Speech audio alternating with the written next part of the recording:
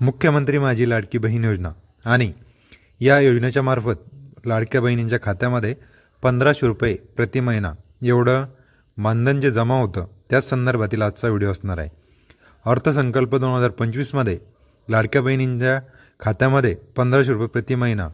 एवढं जे मानधन आहे ते बीजेपी म्हणजे महायुती सरकारच्या काळामध्ये प्रत्येक महिलांच्या खात्यामध्ये जमा करण्यात आलेलं होतं आणि होणाऱ्या अधिवेशनानंतर उन्हाळी अधिवेशनामध्ये यामध्ये वाढ करून 1500 रुपये प्रति महिनाच्या ऐवजी 3000 रुपये प्रति महिना एवढं जे मानधन आहे ते देण्याबाबतचा जे निर्णय होता तो सरकारने घेण्यात आलेला होता। आता याच निर्णयामध्ये मोठा बदल करण्यात आलेला आहे। आता लाडकी बहीण योजनामध्ये शेतकरी महिलांना फक्त 500 रुपये प्रति महिना एवढं जे मानधन आहे ते आता प्रत्येक महिलांच्या खात्यामध्ये जमा होणार आहे आणि यानंतर लाडकी बहीण योजनेअंतर्गत शेतकरी महिलांना 500 रुपये प्रति महिना एवढं जे मानधन आहे ते जमा करण्यात येणार आहे आणि जवळपास 13 ते 14 लाख जे अर्ज होते ते आता मुख्यमंत्री माझी लाडकी बहीण योजनेमधून बाद करण्यात आलेले आहे आणि 7 मार्चपासून आणि आजचा जो 8 मार्चचा महिला दिन होता 7 ते 8 मार्च या 2 दिवसांमध्ये प्रत्येक महिलांच्या खात्यामध्ये 1500 असे एकूण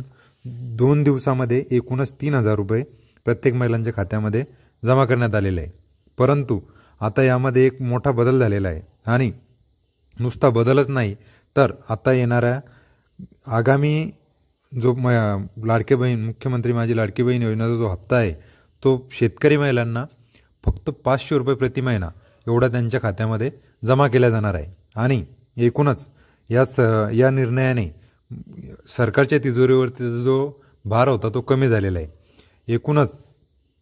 मुख्यमंत्री माझी लाडकी बहीण योजना या योजनेसाठी जवळपास महाराष्ट्र राज्याला 4000 कोटी रुपये लागत होते, तो आकडा आता कमी होऊन फक्त 2000 कोटी रुपयापर्यंत आलेला आहे। अशामध्येच रेकॉर्ड टाईममध्ये म्हणजे जे ऑन टाईम होतं त्या ऑन टाईममध्ये महायुती सरकारने मुख्यमंत्री माझी लाडकी बहीण योजनेचे 9 हप्ते प्रत्येक महिलांच्या खात्यामध्ये जमा केलेले आहेत आणि आता जो 10वा हप्ता आहे तो काहीच महिलांच्या खात्यामध्ये जमा होणार आहे आणि ज्या शेतकरी महिला आहे त्यांना फक्त 5000 रुपये प्रति महिना एवढं मानधन जमा होणार आहे आणि 60 लाख लाडक्या बहिणींचे जे अर्ज आहेत ते योजनेतून बाहेर काढणार यावरती शिक्कामोर्तब सुद्धा झालेलं आहे आणि ज्या महिलांच्या खात्यामध्ये अगोदरपासून कोणतेही पैसे आलेले नाही त्यांना 2 टप्प्यामध्ये म्हणजे 7000 आणि 7000 असे एकूणच 15000 रुपये ते 8 ते 9 हप्त्यामध्ये जे वितरण होणार होतं ते त्यांच्या खात्यामध्ये जमा केले जाणार आहे आणि